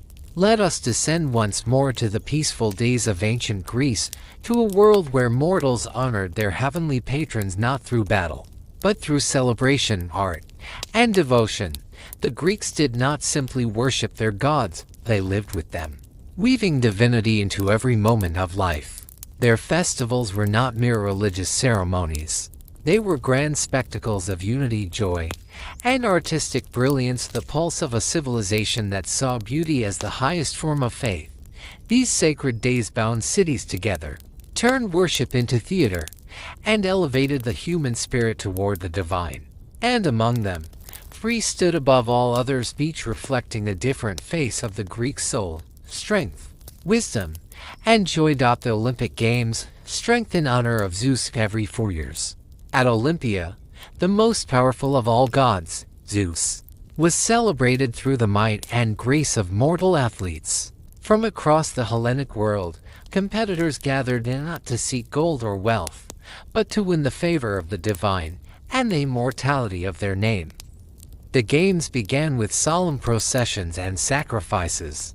Before the towering temple of Zeus, incense rose toward the heavens, prayers were whispered, and oaths were sworn to compete with honor. The contests that followed: running, wrestling, javelin and discus throwing, chariot races, and the brutal art of pancration, were seen as sacred offerings of the body and spirit. Victory brought no riches, only a wreath of olive leaves, the symbol of divine grace and eternal glory among men. Olympia itself was a marvel, crowned by the temple of Zeus, where stood the colossal gold and ivory statue sculpted by Phidias, one of the 7 wonders of the ancient world. In its serene face and thunderous presence, mortals saw both the might and mercy of heaven, the pantheon of wisdom and beauty in honor of Athena. If the Olympic Games embodied power, then the Panathenaic festival in Athens celebrated wisdom, art, and civic harmony. Held every 4 years, the great Panathenai united all citizens, nobles, artisans, poets, and philosophers in tribute to their city's guardian, Athena, goddess of wisdom and strategy. The heart of the festival was the grand procession that wound its way to the Acropolis. Thousands of Athenians, young and old, carried offerings and sang hymns as they ascended to present Athena with a new peplos, a magnificent woven robe embroidered with scenes of her victory over the giants. This sacred garment was draped upon her golden statue, Athena Parthenos, a masterpiece of divine elegance and human craft. The celebrations were not only religious but artistic poetry readings, music, athletic contests, and chariot races filled the city with life. Winners received amphorae filled with olive oil, the sacred gift of Athena herself, the symbol of peace, endurance, and prosperity. The Pantheon reflected the soul of Athens, intellectual, refined, and deeply devoted to beauty. It was a reminder that wisdom, like art, is itself an act of worship. The Dionysia, joy and ecstasy in honor of Dionysus. Of all Greek festivals, none were as wild, vivid, and transformative as the Dionysia, held in honor of Dionysus, out of wine, theater, and the liberating madness of life. There were two kinds, the rural Dionysia, rustic and joyous, and the great Dionysia in Athens, a spectacle that merged religion with art and gave birth to theater itself. During the great Dionysia, the city became a living stage. The theater of Dionysus, nestled beneath the Acropolis, echoed with laughter, tears, and the cries of tragedy and comedy. Here, playwrights like Aeschylus, Sophocles, and Euripides unveiled their masterpieces before tens of thousands of spectators, exploring fate, justice, and the nature of the divine. The festival began with a grand procession, where revelers carried the statue of Dionysus through the city, singing, dancing, and drinking wine in celebration of life's sacred frenzy. For the Greeks, joy itself was a form of prayer and acknowledgement that to live, to feel, and to create was to touch the essence of the divine. The Dionysia symbolized not chaos, but catharsis, the purifying release that comes from laughter, grief, and passion shared among thousands. The eternal harmony of worship.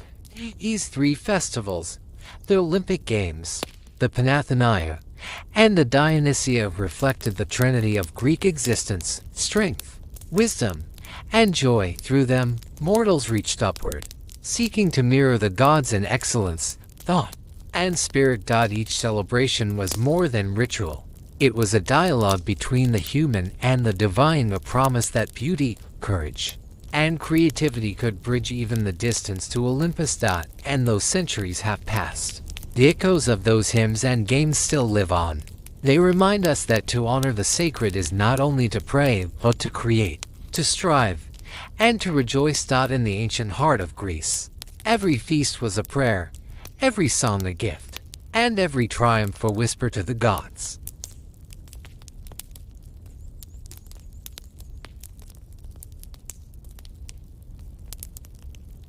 Sacrifice and the sacred bond. How the ancient Greeks spoke to their gods after the grand festivals that gathered all of Greece in joyful celebration of the divine. There was another, quieter form of devotion, one born not from music or spectacle, but from reverence and humility. Through sacrifices, temple rituals, and sacred vows, the ancient Greeks maintained a dialogue with their gods, a language of offering, gratitude, and awe. To them, sacrifice was the heart of worship, the bridge between mortal and immortal, the act that nourished both faith and the cosmos itself. They believed that the gods, though mighty and eternal, shared something with humankind, a need for acknowledgement, for the fragrance of devotion rising from the earth. Thus, offerings were made not out of fear, but from the desire to sustain harmony between heaven and earth. The Greeks brought gifts of all kinds: animals, food, wine, honey, and oil, even rare jewels or crafted vessels. Yet each gift carried one sacred law: it must be the best. A sacrifice was not worthy unless it was pure, flawless, and freely given. The most common offerings were bulls, rams, and goats, symbols of strength and vitality. Before the sacrifice, the chosen animal was adorned with garlands of flowers and sprinkled with barley grains, signifying purification and peace. The priest would lift his hands to the sky, recite a prayer, and call upon the god's name. Then came the solemn moment of sacrifice. The animal's blood, the essence of life, was poured upon the altar, returning life to the divine. A portion of the meat was burned as a sacred gift to the gods, its smoke rising to the heavens, while the rest was shared among the participants, a communal meal that bound people together in spirit and purpose. Each god had offerings that reflected their nature.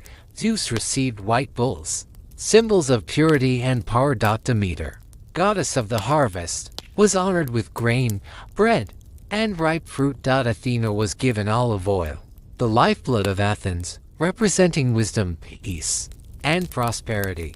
Even the humblest gift, a few drops of wine or a loaf of bread, was meaningful if offered with sincerity. The temples, homes of the divinity. Temples of ancient Greece were not merely buildings. They were the earthly homes of the gods, places where mortal and immortal realms met. Every temple was designed to reflect the character of its patron deity, majestic, balanced, and radiant with meaning. Among them, none was more revered than the Parthenon in Athens, dedicated to Athena. Parthenos, the virgin goddess. Rising high above the city on the Acropolis, it stood as a symbol of victory, wisdom, and protection. Inside, the golden and ivory statue of Athena, crafted by the sculptor Phidias, gleamed with divine light, her gaze watching over the people below. During the Pantheonic festival, a magnificent peplos, a woven robe depicting her triumph over the giants, was carried through the streets in a solemn procession and placed upon her statue as an offering of gratitude and reverence. Within the temples, rituals were performed daily. Priests and priestesses tended to the altars, purified the space with water and incense, and recited prayers at dawn and dusk. Simple citizens, too, came to these sanctuaries to offer a coin, a lock of hair, or a whispered plea for health, love, or safe passage. The temples were also treasuries of devotion, filled with votive gifts, statues, jewelry, amphorae of oil and wine, and small figurines left behind as tokens of fulfilled prayers. The sacred balance, rituals, and sacrifices were more than mere traditions. They were the rhythm of Greek life, uniting every person, from farmer to king, in the same gesture of reverence. Through them, the Greeks expressed not submission, but connection, the understanding that gods and humans were part of one great living order. The act of sacrifice was both a gift and a reminder that every harvest, every victory, every breath was shared with the divine. It was a covenant, a silent yet unbroken, between the mortal hand and the eternal flame. In every flicker of altar fire, the Greeks saw not loss, but exchange, a spark from human devotion rising toward Olympus, and a blessing descending back upon the earth. And so, through the smoke of sacrifice, the prayers of an ancient world still whispered, reminding us that faith is not only in the heavens, but also in the heart that dares to offer.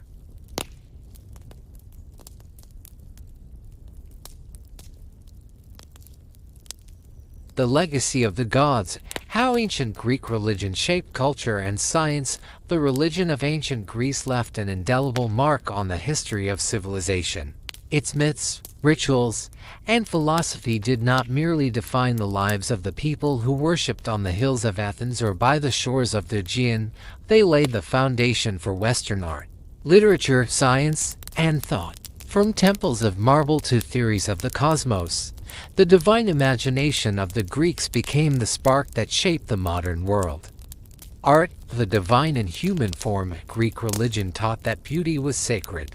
Every statue, vase, and fresco was not just decoration, it was an act of worship.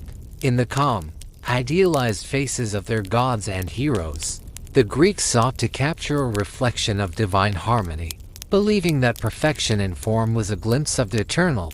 The sculptors Phidias, Praxiteles, and Polykleitos immortalized this belief in stone, their creations bridging heaven and earth. The Doric columns of temples, the rhythm of friezes, and the measured balance of proportions all reveal the truth that still echoes today. To create beauty is to honor the divine. Through mythology, art found endless inspiration. The love of Aphrodite, the wrath of Poseidon, The wisdom of Athena. Each brushstroke and chisel mark was a prayer carved in marble. Literature and drama. The myths that became stories. The myths of ancient Greece became the first great stories of humanity. Homer's Iliad and Odyssey turned divine legends into timeless poetry, tales of honor, fate, and human struggle beneath the gaze of capricious gods. Later, playwrights like Aeschylus, Sophocles, and Euripides transformed these myths into tragedies and dramas that explored not only divine power but the depths of human emotion. Their theaters were temples of reflection, where audiences witnessed the dance between fate and free will, guilt and redemption. Even today, every stage and every script owes something to those ancient performances under the open sky where mortals and gods shared the same light. Philosophy and science, from myth to knowledge. What began as myth slowly became reason. The same minds that once explained lightning as Zeus's anger began to search for its natural cause. In this transition from divine story to scientific inquiry, Greece gave birth to the idea that truth could be questioned, explored, and understood.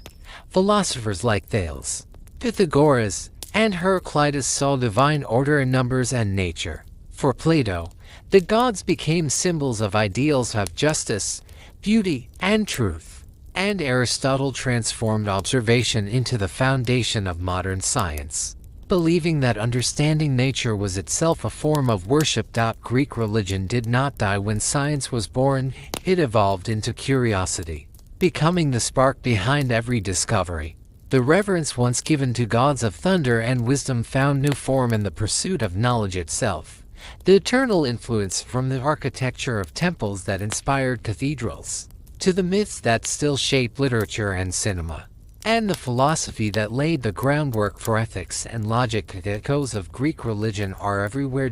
Its legacy teaches that the divine and the human are not separate, but two sides of the same search for meaning. The Greeks did not simply worship their gods, they dialogued with them, questioned them, and, through that dialogue, discovered themselves. Their stories became our metaphors. Their temples became our symbols of beauty. Their pursuit of understanding became the foundation of science itself. And so, though Olympus may have fallen silent, its light still burns in every equation, every painting, every question that dares to reach beyond the visible world.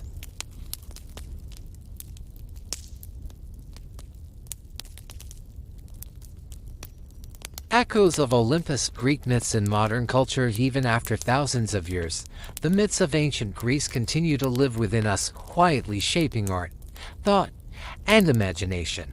They are not just stories from the past. They are eternal archetypes, patterns of the human soul that repeat in every age, every language, and every work of creation. From the tragedies of Sophocles and Euripides to the modern worlds of cinema and literature, the echoes of Olympus still resound. Artists, writers, and filmmakers continue to draw upon its timeless symbols of gods and heroes who embody our deepest emotions: pride, love, betrayal, and the longing for meaning. We see Athena in every figure of wisdom and reason, from teachers to strategists, from philosophers to scientists. We find Zeus in every symbol of power and authority, whether in rulers, storms, or the relentless forces of destiny itself. And Odysseus, the eternal wanderer, still sails through the modern world, his cleverness reborn in explorers, thinkers, and every restless soul searching for home. Greek mythology gave birth to archetypes that became the grammar of storytelling. The hero's journey, the fall of hubris, the trials of the soul. These motifs shape the very structure of novels, films, and plays. From Shakespeare's Hamlet to the worlds of The Matrix and Percy Jackson. From paintings of Botticelli's Venus to the music of modern symphonies, the gods still whisper through art, reminding humanity of its divine imagination. In psychology, too, the myths live on. Carl Jung saw in these ancient tales the reflection of the collective unconscious, the universal language of symbols through which the human psyche speaks. Aphrodite becomes the force of desire and creation. Mars the embodiment of conflict, Hermes the messenger of transformation.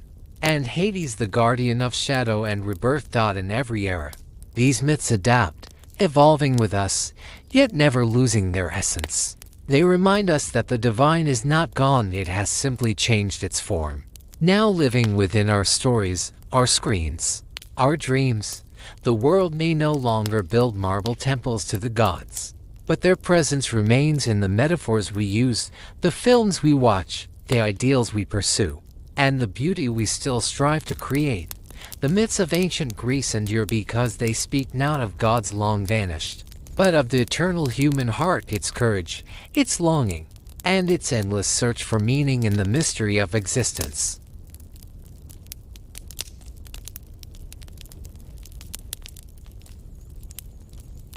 The Olympic flame, the living legacy of ancient Greece. Among all the gifts that ancient Greece has left to humanity, few shine as brightly as the Olympic Games, a timeless celebration of unity, strength, and human spirit. What began nearly 3,000 years ago in the sacred valley of Olympia, as an offering to Zeus, became a symbol of something far greater, the harmony between body, mind, and soul. When the Games were revived at the end of the 19th century, the modern world inherited not just a tradition of competition, but the very philosophy that guided the ancient Greeks, that excellence is not about defeating others, but about surpassing oneself. Each athlete who steps into the arena continues that ancient dialogue between mortal effort and divine aspiration. The Olympic flame, lit in Greece and carried across continents, burns as a bridge between ages, a fire that has never truly gone out. It is the same sacred light that once flickered in the altars of Olympia, where runners, wrestlers, and poets gathered to honor both gods and human greatness. Now, as the flame travels across mountains and oceans, it reminds the modern world that we are all heirs to that same ancient dream, the dream of peace through excellence, of unity through competition, of beauty through striving. Every medal, every anthem, every moment of triumph echoes that original spirit, the belief that in each human being lives a spark of the divine, and that through discipline, courage, and will, we may glimpse immortality, if only for a moment, beneath the burning light of the Olympic flame.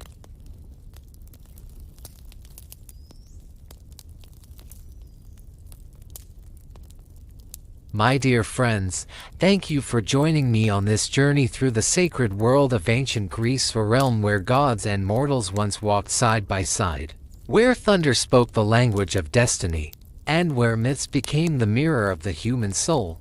Together, we have wandered through the golden halls of Olympus, listened to the whispers of the sea with Poseidon, and stood beneath the olive trees of Athena's wisdom. We've witnessed love and jealousy, courage and betrayal, the fall of titans and the birth of heroes.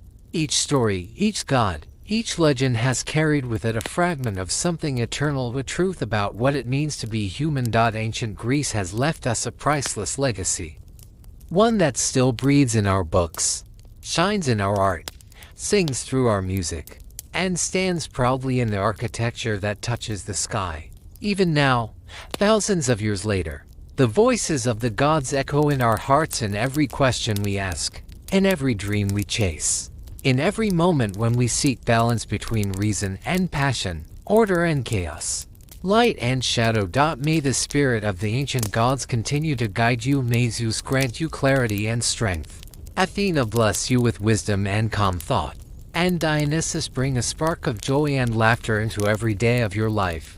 Until we meet again, may your path be filled with harmony, your nights be lit by the constellations of old, and your heart remember that somewhere, above the clouds of time, the gods of Olympus still watch the world, not from power, but from the eternal beauty they once taught us to see. Thank you, and may your journey continue under a clear and timeless sky.